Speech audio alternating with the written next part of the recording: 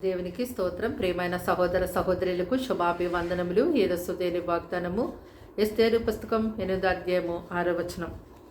నా జనుల మీదకి రాబోవు కీడును నా వంశం యొక్క నాశనము చూచి నేను ఎలాగ సహింపగలనని మనవి చేయగా.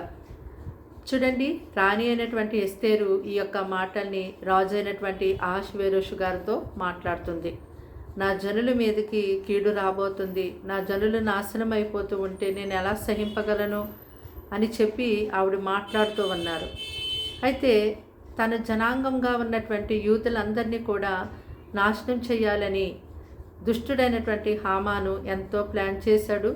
అయితే ఆ యొక్క ప్లాన్ గురించి ఈవిడ 3 దినాలు ఆ ప్లాన్ అంతా కూడా మరి తారుమారైపోయి తన ప్రజలందరూ కూడా క్షేమంగా కాపాడబడ నిమిత్తము ఉపవాసం ఉండి దేవుని సన్నిధిలో ప్రార్థన చేసింది.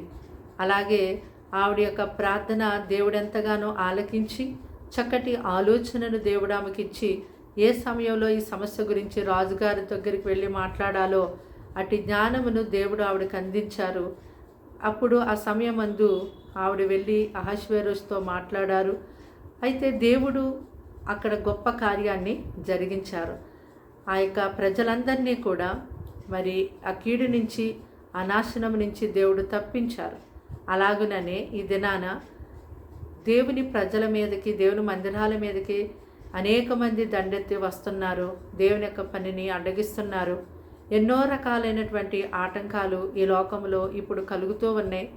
కనుక ఎస్తేరు వలె స్త్రీలైనటువంటి వారు, అలాగే పురుషులు, మరి దేవుని ప్రజలుగా ఉన్నటువంటి వారందరూ కూడా ఉపవాసం ఉండి దేవుని సన్నిధిలో ప్రార్థించినప్పుడు తప్పకుండా దేవుడు మరి ఆయన ప్రజలుగా ఉన్నటువంటి మనల్ని అందరినీ కూడా దేవుడు కాపాడుతారు.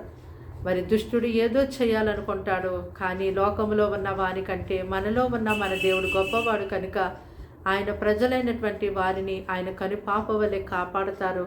తన ప్రజల పక్షాన ఆయన వ్యాజ్యమాడుతారు, యుద్ధము చేస్తారు.